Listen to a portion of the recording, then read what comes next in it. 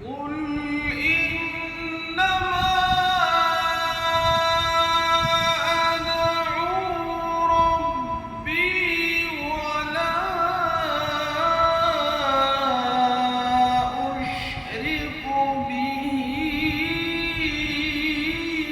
أحدا.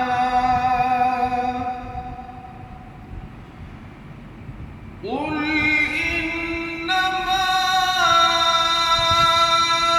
أدعو ربي ولا أشرك به أحدا. قل إني لا أملك لكم ضرا ولا رشدا. ما شاء الله.